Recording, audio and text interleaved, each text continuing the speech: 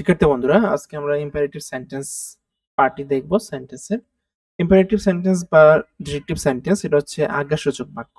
এই বাক্যে শুরুতেই আমরা ভার্ব দিয়ে বাক্যটি শুরু করব এবং পরে হচ্ছে বাক্যের সাবজেক্ট থাকবে। যেমন এখানে সংজ্ঞা যদি আমরা শিখতে যাই, ইম্পারেটিভ সেন্টেন্সের সংজ্ঞা হচ্ছে এর দ্বারা কোনো আদেশ, উপদেশ ও অনুরোধ ব্যক্ত করা হয় সাধারণত সেকেন্ড পারসনে। এই জাতীয় বাক্যের সাবজেক্ট ইউ উজ্জ থাকে।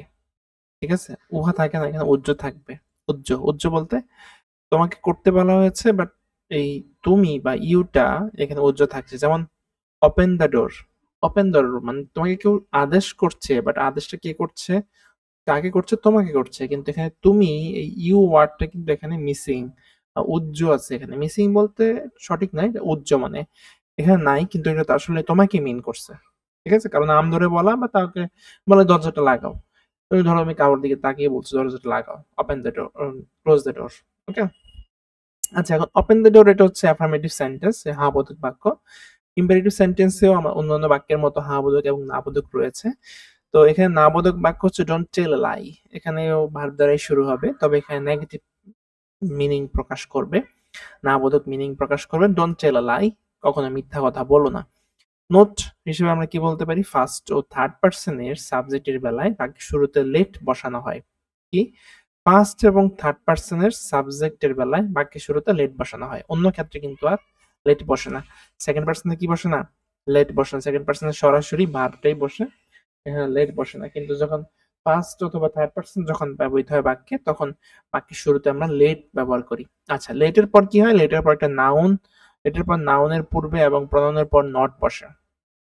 লেটের পর যদি নাউন থাকে, ঠিক আছে, লেটের পর নাউন থাকলে নাউনের পূর্বে বসে এবং প্রনাউনের পূর্বে নট বসে। ওকে, লেটের পর নাউনের পূর্বে এবং প্রনাউনের পরে নট যদি বসাতে হয়, নাউনের পূর্বে বসে এবং প্রনাউনের পরে বসে, নট যদি বসাইতে হয়। আর নট না বসাইতে হলে তো কিছুই না। তুমি এখানে দেখো আমার নাবোধক বাক্য দরকার নাই, লেট হিম গো নাও, তাকে যেতে দাও, তাকে যেতে দাও।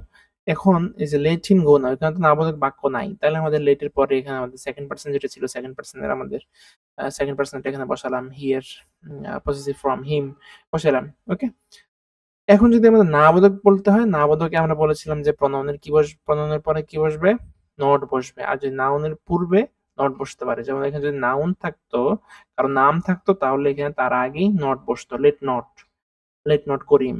কিন্তু যখন এখানে একটা প্রনাউন চলে আসছে, হিম একটা প্রনাউন, প্রনাউনের পরে কি বসে, নট বসে। ঠিক আছে, তো নাবোধক বাক্যে আমরা প্রনাউনের পরে নট বসাবো, লেট হিম নট গো নাও, তাকে যেতে দিও না। আচ্ছা, এবার আমরা আসি ইম্পারেটিভ সেন্টেন্সে বিভিন্নভাবে শুরু হতে পারে। যেমন মূল ভার্ব দ্বারা শুরু হতে পারে, ডোন্ট ডু দ্য ওয়ার্ক, কাজটি করো, মূল ভার্ব দ্বারা শুরু হয়েছে। তারপর হচ্ছে অলওয়েজ স্পিক দ্য ট্রুথ, সর্বদা সত্য কথা বলবে। রিড অ্যাটেনটিভলি, মনোযোগ সহকারে পড়ো। Listen to your teacher attentively, তোমার শিক্ষকের কথা মনোযোগ সহকারে শোনো।